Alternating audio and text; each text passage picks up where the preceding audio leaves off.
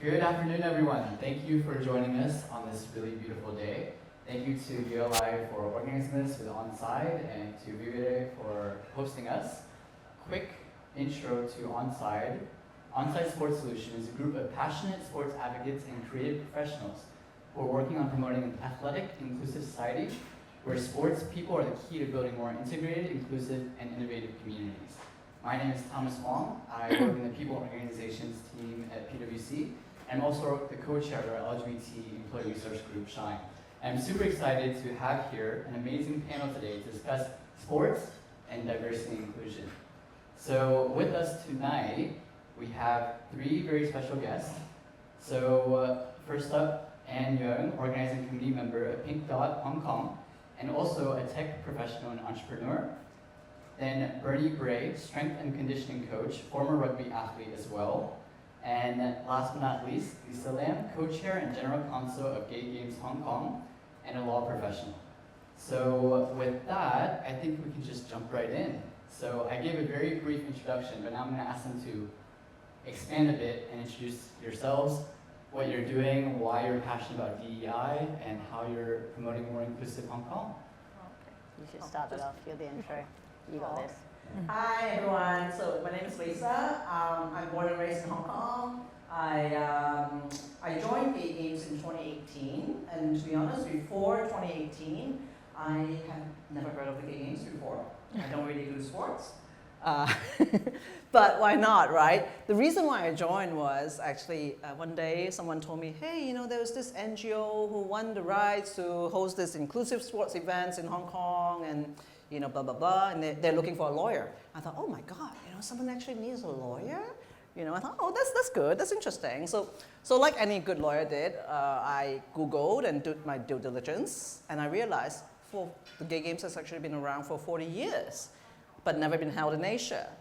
And I was very intrigued, to be honest, by the concept that they're thinking of using sports, arts, and culture to bring people together as a platform to kind of break down stereotypes, you know, mutual understanding, inclusion, and things. And I thought, wow, you know, Hong Kong won the rights, you know, beat 17 other cities, and I want to be part of it.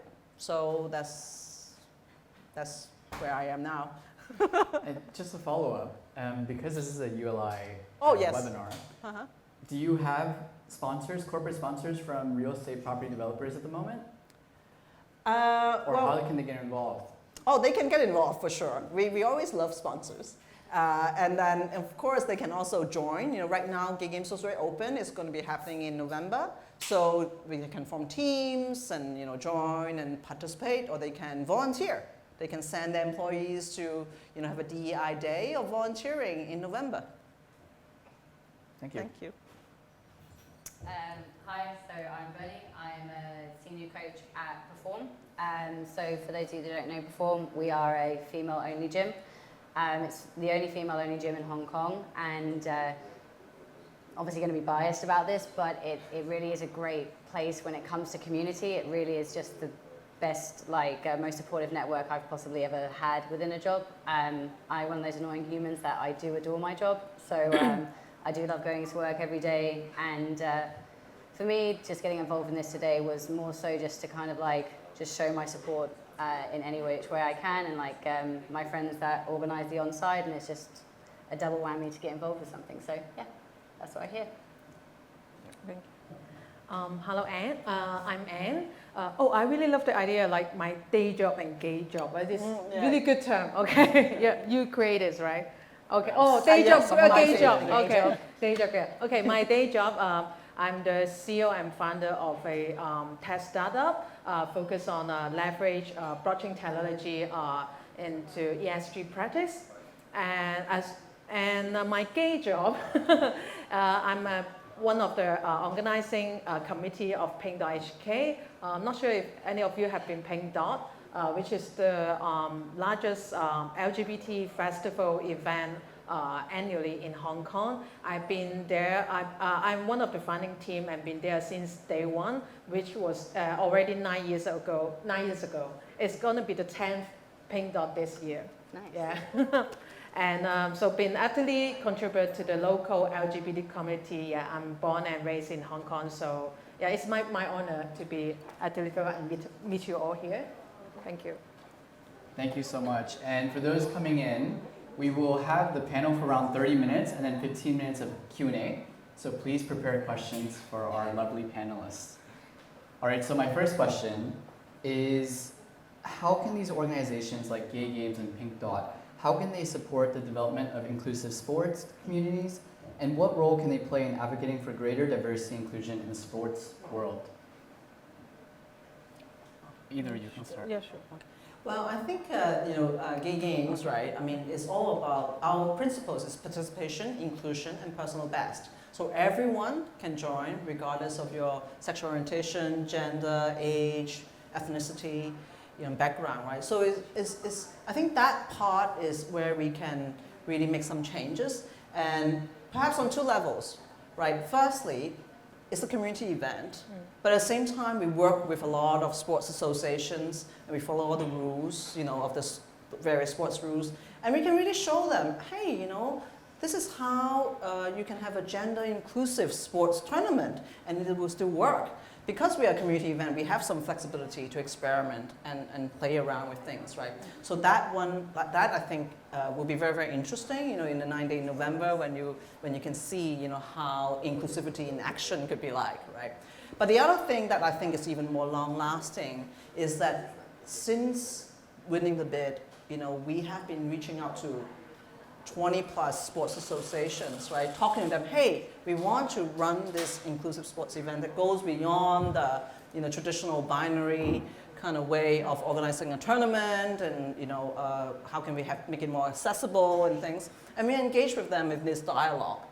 And it was through this dialogue, I think, we're opening doors, changing a little bit of perhaps the way mainstream sports association perceive how an inclusive sports event can run.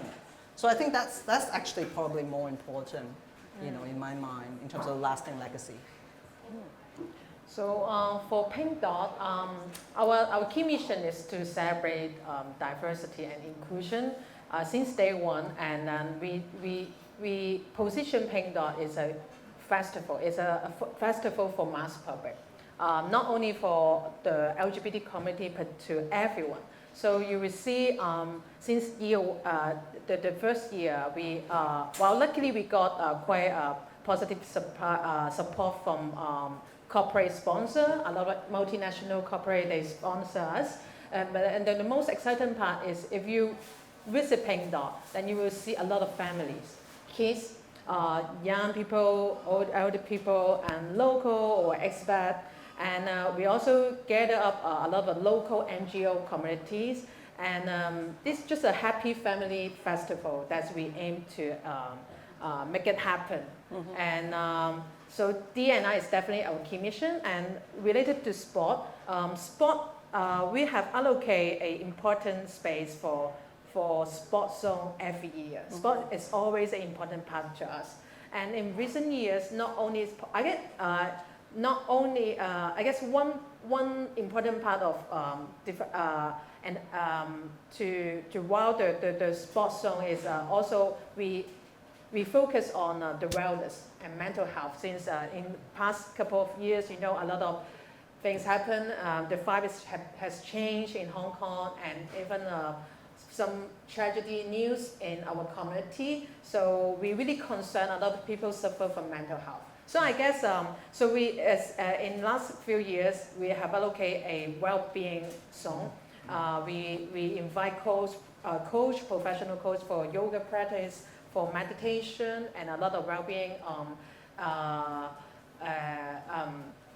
panels. And so I guess this is all valuable factors under sport as well. I guess mental health and well-being is part of sport, this concepts around. So that's what we have been focusing on. Yeah. Thank you. I just want to re-emphasize, and this is a huge misconception in corporates as well in our employee resource group. It's not just for LGBT individuals. We rely heavily on the support of strong allies who push for equality and equity in companies and sports organizations. So Gay Games, Pink Dot, it's open to absolutely everyone. So hopefully from PwC we'll have athletes joining that are allies, straight, LGBT, everyone. So as a fellow rugby player, and I mean you live and breathe sports, how do you see sports contributing to building inclusive communities in the workplace, in Hong Kong, and in general? So for myself, I'm still a Valley member. So, and I think when it just comes to any sport, community is just, I think, just the biggest support network. And I think the more we just involve everyone in sports, just having that continuous support is huge for people. Like, I know for me as a kid, I was growing up and like, you put any ball at my foot and I was happy I'd go and talk to anybody. But then you get a kid that's like quite shy growing up that maybe is trying to find themselves and that doesn't know, hey, who they are or kind of discovering themselves. Like, I swear, like, just having that community from sports is just gives you the biggest confidence boost ever. So it really is important in regards to like just having that network for people, whether you're young, old, or whatever age you are. We spoke a bit about the good and the benefits. Are there any unique challenges or opportunities facing athletes and coaches in diversity inclusion? I think it depends upon, obviously I know we're living in Hong Kong. I think it depends upon the country that you live in and the background that you come from. I know for myself, I came from the UAE first and I was in there for 13 years. And there is a strong divide in gender equality there. Like there's, I'm talking like up here and I'm talking down here, and like from an athlete perspective and even from a coaching perspective, there isn't balance. So like it was quite warming coming to Hong Kong and actually seeing that it was more open here. But for sure as a coach, depending upon your background and where you're from, it really just depends, right? So it just depends on your background and where you come from. It was a welcome surprise to see actually how open Hong Kong was. But I think the more we promote things worldwide and show how accepting it is and how all these communities go together, the rest of the world is like, okay, we're actually the ones that the strange ones that don't get involved. So. And as a follow-up, do you have advice for any of those people listening or watching that may have this obstacle or challenge? How can they overcome that? Are there communities that can support them, whether that be in Hong Kong or overseas? Honestly, I would say the biggest thing is like, it's going to be biased again, but I would say get involved in sports, because you're going to meet people from all backgrounds, all ways of life, and they're going to be the ones that give you that support network that it's like, okay, you're maybe where you're from or what you come back from, you might not have that support, but then just giving them that gentle, like welcoming nature, then it can be a big change for them. So I would just say be open to everything and just sports. Sports all the way. I love it. I want to expand more into the greater Hong Kong community. Do you see any barriers to diversity and inclusion, and how can we overcome those barriers, aside from joining sports organizations? Wow, that's a very big question, but I'll attempt to share my own view. Well, I think, there's this thing, right? Hong Kong is definitely very, very diverse. I think we all agree. But in my mind, diversity doesn't mean inclusion, right? And I think part of the biggest barrier about inclusion is really being self-aware of our own blind spots, and then being open and be kind to yourself. That hey, because when you have blind spots, when you're being challenged out of your comfort zone, you get uncomfortable, and then that's when you close down, right? To be open and be kind to yourself. And then say, yeah, it's okay. I'm also learning along the way, and then that's what will give you that courage to take action. And I'll use myself as an example. Okay, I'll use myself. So, like, I'm an ethnic Chinese, born and raised in Hong Kong, middle class, cisgender women. Okay, other than being a lesbian, so maybe that's and being a woman, maybe, right? That's probably my, not checking the box, right? But otherwise, I'm actually quite privileged. I would say I'm quite privileged. So before joining Gay Games, I have many blind spots, right? Including gender inclusion, including like class, education background, all sorts of things. And I think like through the Gay Games experience, like for example, then I realized, hey, in sports, actually there's a lot of inequities in the way the tournaments are run, the rules are set, and just take gender for an issue, right? I mean, I realized that the traditional binary way of forming a tournament, makes it difficult for some athletes to participate, or that they have forced to participate in a game, in a sport that they love, and they can't be themselves. And so I think, I mean, I'm not saying that I know a lot, I'm still learning, but I think it was through that kind of constant, just being open and learning and taking that courage to try something different, right? And that's why in Gay Games, we have this gender inclusion policy.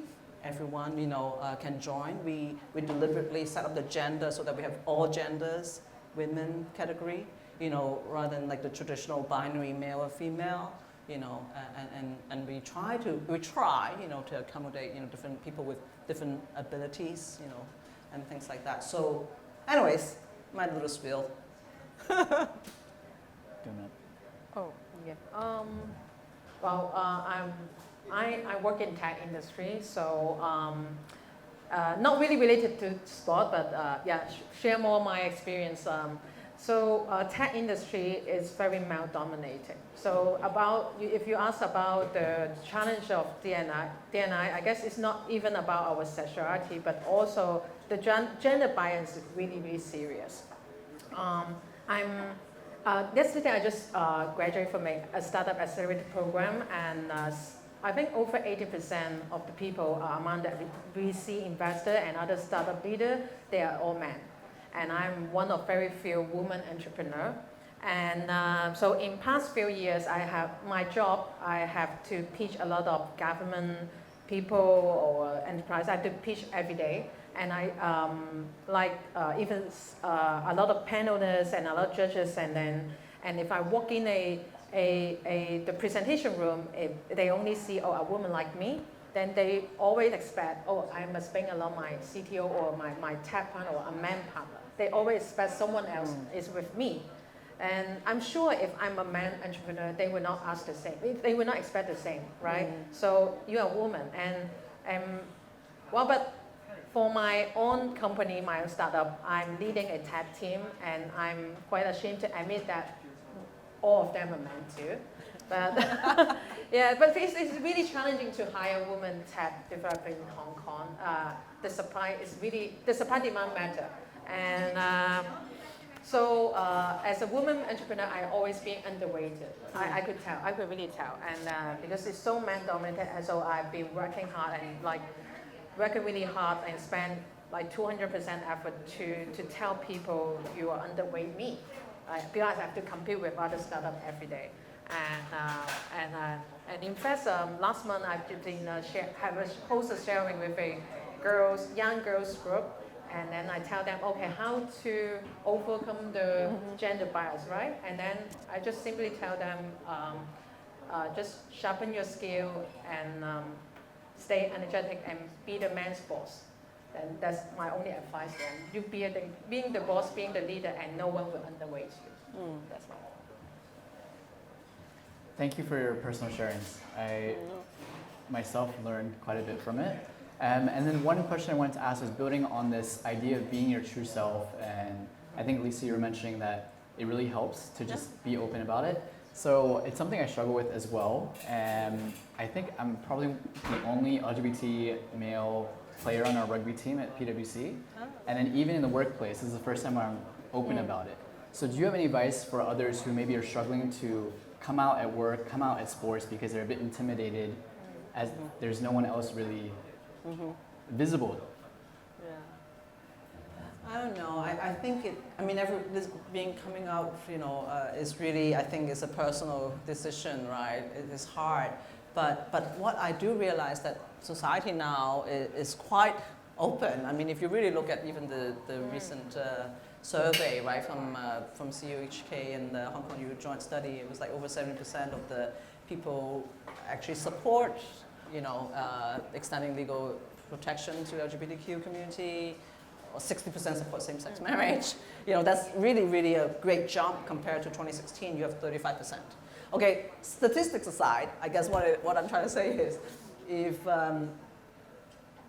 sometimes it's just very, very simple. Just what I did in terms of coming out is quite subtle. Like, I just put a photo of my girlfriend or my series of girlfriends on my work desk. And then, you take it whatever way you want. That's my relationship, and then sometimes it's actually open doors. People ask questions, and then sometimes I remember one time I was accosted by a colleague at the panel, at the pantry, and they were saying, oh, I saw your photo, and she was having a little bit of a challenge about coming out or her own, issues, and I thought that's actually really good, because just by being visible and present, and people feel safe that they could talk to you. And that makes a difference. So, but I think, again, I'm not saying everyone has to put the photo. It's a really personal thing, a personal thing for people to do. Because I am aware, different industries have different, and I think the law profession is probably one of the better ones in Hong Kong. What about in sports? I can't run around with a picture of my partner playing rugby. Or I guess I could. I mean, my personal opinion when it comes to coming out, I think it's more of like making it like it's not a big deal. Like making it like this is normal. Like I can just really quickly share from a personal experience. As you can say, good gay, bad gay. I think I was a bad gay for a while because I was dating somebody that not hid me, but wasn't as open. Like I wanted to be open. Like I like to present myself, be like this is me, like it or hate it.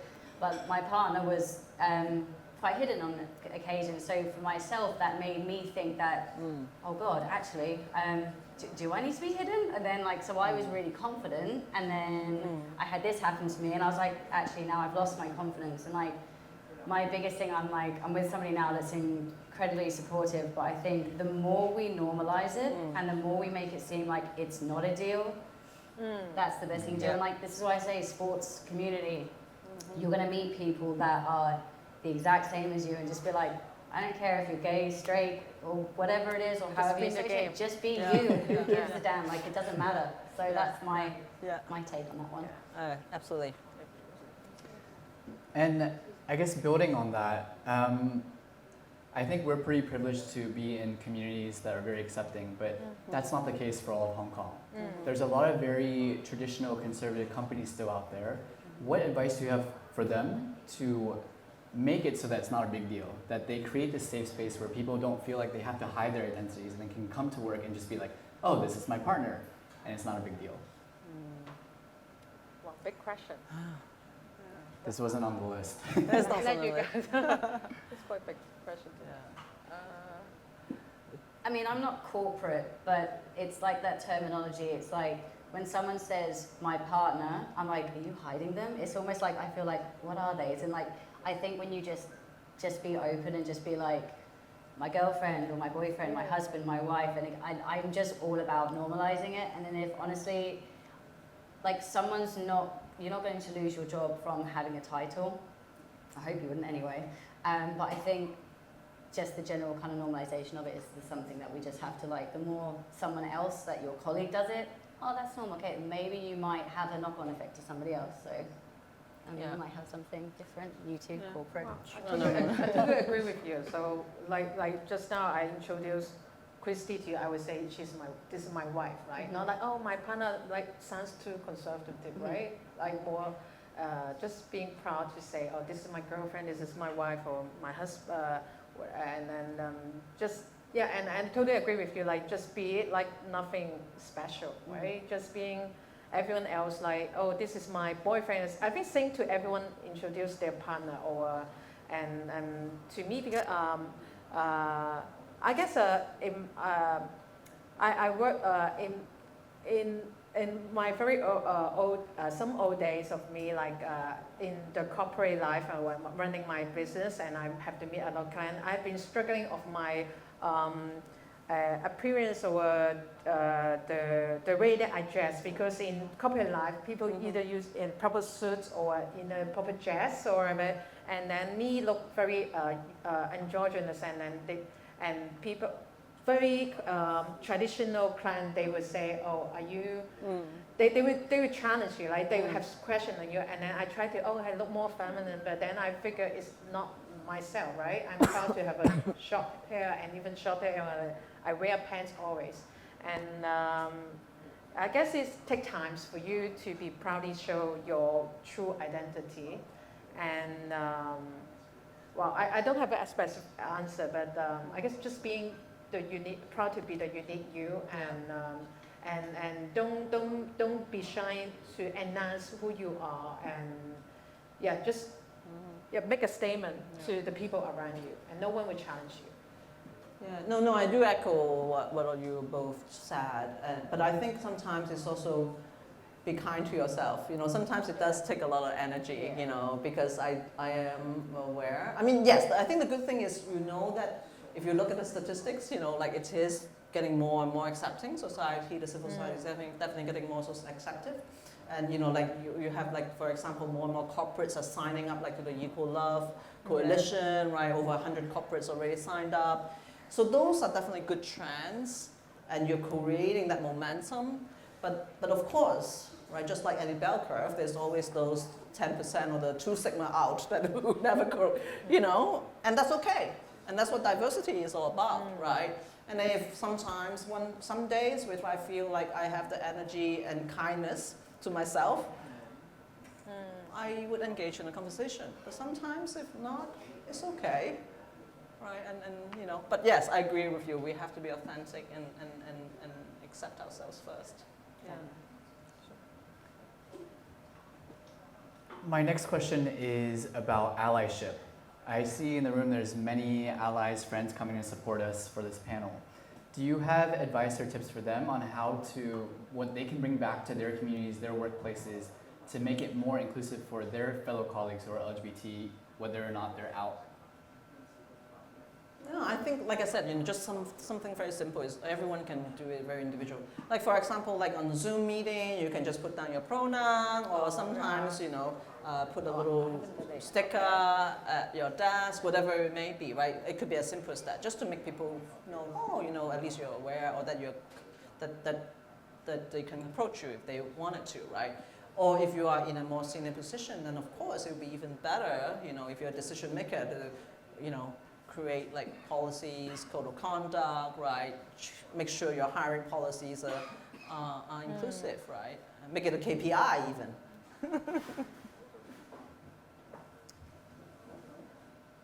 I mean, I would just say, like, just generally open a chat with somebody. Like, you should do that anyway with, like, people you work with. I think you should invest in people that you work with. At the end of the day, you see them 5 days a week, or 6, 7, whatever your job is. You see them more than your partner. I have to use that one because you don't know.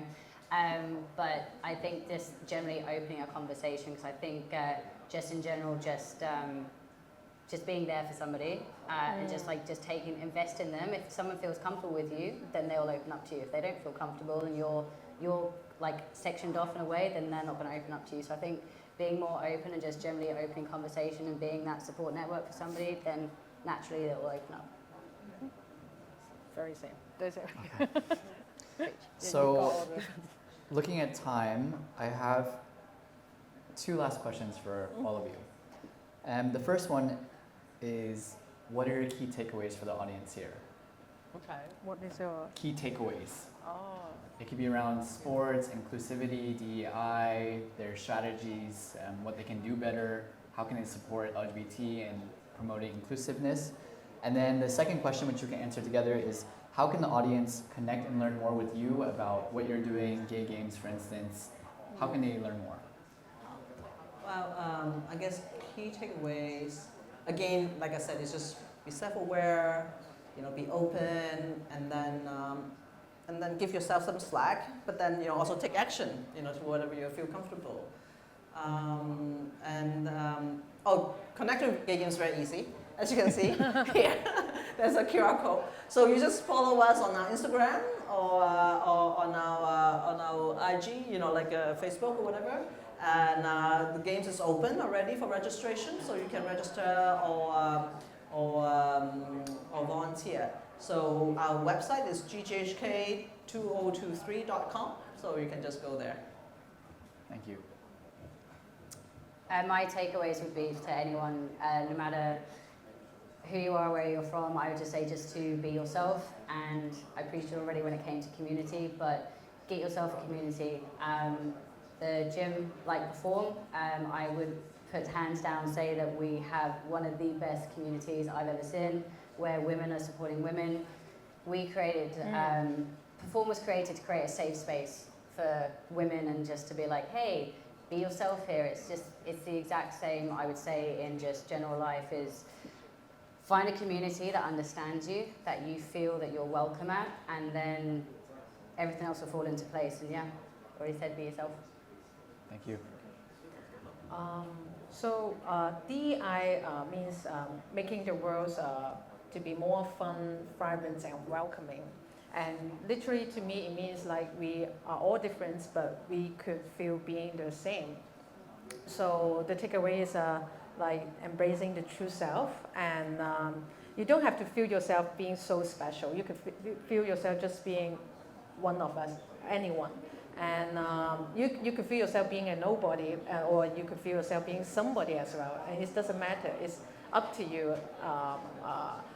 Whatever you feel comfortable to stand out or stay in the closet is okay. We respect everyone's privacy. We really understand the vibe in Hong Kong, workspace in Hong Kong is not everyone is lucky to work in a open work environment. So it's okay. Just because I know a lot of local people, I understand their concern, and it's not like, oh, we have to force you, oh, just come out, or come out is not a must. But as long as you're comfortable with your life, and then it's totally okay. I mean, it's okay not to come out at all. Yes. Yeah. And you don't have to be gay to join gay games or Pink Dot. Yeah, very true. Yeah. And for Pink Dot, just follow our IG and I will keep you posted. I guess our Pink Dot is coming in December this year, and we will go back to outdoor, most likely in West Cannon Park. This is not an official announcement yet, but soon to be. Okay. Thank you. Awesome, thank you. And now we'll open if there's any questions from the audience. Do we have a microphone out there? No? Okay. Hi, I'm Christy. So I have a question about, as you know, like the DI now is kind of like a goal in every corporation or most of the corporation. So just want to ask, what would be your advice or suggestion, and how do we quantify the D&I KPIs? Well, I guess the first must-do thing is having the employee cover with the same-sex spouse benefit and insurance, right? It's the most important because my wife worked in a multinational bank, so we got married last year, and then I totally enjoy the privilege coverage. So this is the must-do, the most practical one, and it's something very, very quantified. Yeah, very important to me. I got medical coverage and everything else. Yeah, this is the first most thing to me. Well, I think coming from a lawyer, honestly, of course, you need to, at the minimum, have the policy and the framework of whether it's sustainability or diversity and inclusion. And then secondly, of course, then they have a code of conduct, setting out quite clear guidelines, right, as to what are acceptable or not acceptable behaviors. That's the minimum, in any corporation, I think, And then of course afterwards, then it's really a lot of education and just showing up,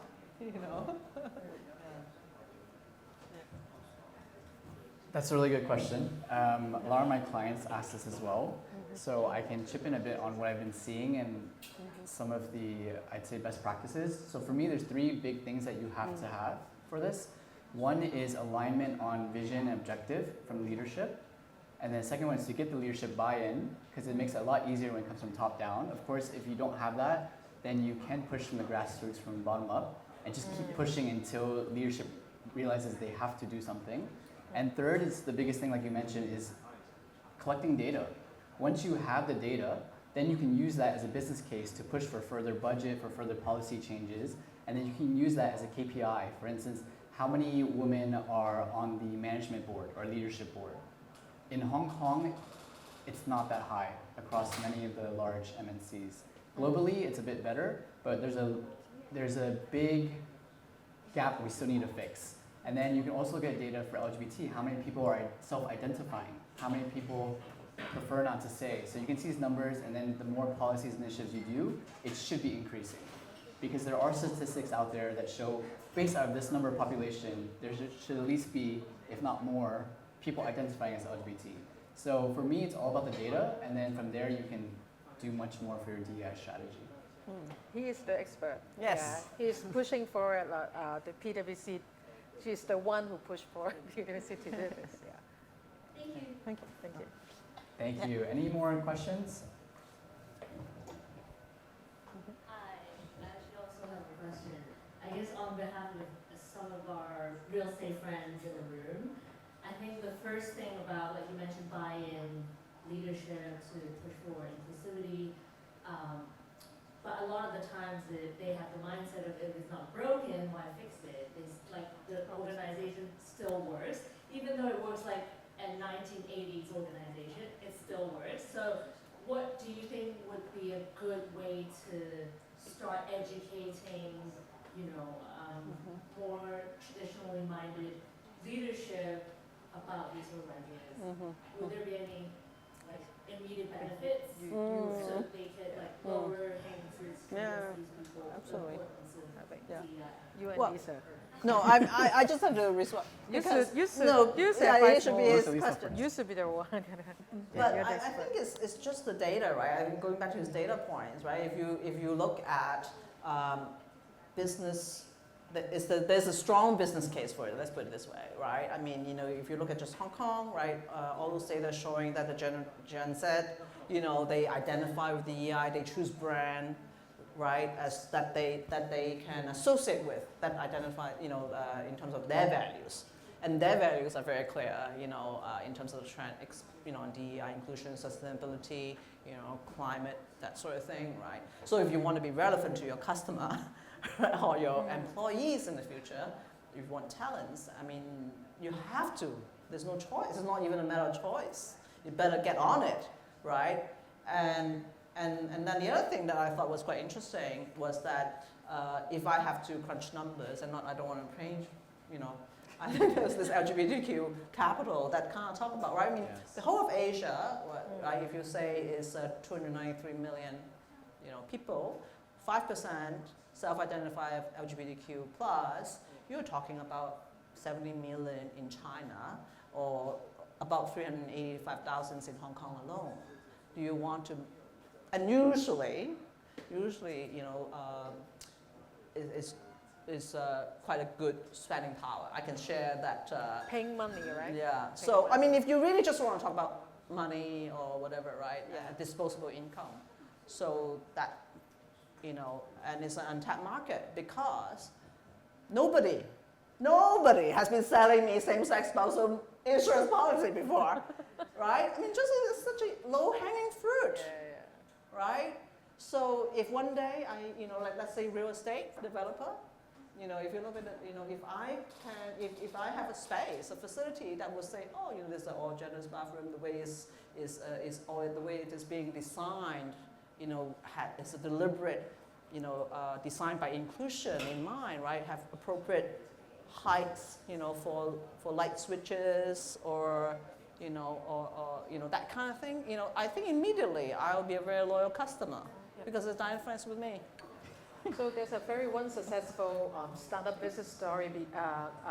You must heard of 1 Degree, right? The virtual insurance. Yeah. So they've been focusing on develop insurance products, especially target to minority like rainbow families and pet lovers, because there's a statistic that LGBT couple, they don't have kids, but they love pets. So you see 1 Degree has been rising the business. This is a very strong data number. So this company, we know is one of the unicorn startup that rising up their business. So this is very successful case to tell the boss who only care about the numbers, right? Yeah. Yeah, just adding on. Again, it's all about data. So actually, ULI produced many reports, some with PwC, like the Emerging Trends in Real Estate report. So I have so many statistics that I prepared for this. But majority of them say people nowadays want more diversity and inclusion. And it's required for long-term success of the organization, for talent retention, for returning customers. So if you can't get them to buy in for the everybody needs this as a social must and ESG and everything, you can use numbers and show it will affect our bottom line and our profits. But another thing that I personally do is take competitors who are doing very well and use their policies to be like, hey, look, how come this other big four is doing this and we're not? Does that mean they're better than us? And it works very, very well. And for instance, my partner's working in a competing firm, and we always bounce on each other's LGBT initiatives to get more budget, more policy changes for same-sex spousal benefits and such. And also, I would say while you're competitors, you can also work together. So what we just launched this year was a Big Four Connect. So all the LGBT employee resource groups from EY, KPMG, Deloitte, PwC, we come together around once every 2 months, share best practices, how we can work, collab together. We're thinking of putting together a team for gay games. And then also share statistics and what's working so that we can go back to our leaders and say, hey, look, this is working, so how come we're not doing that? All right, maybe one more question, given time, if anybody has.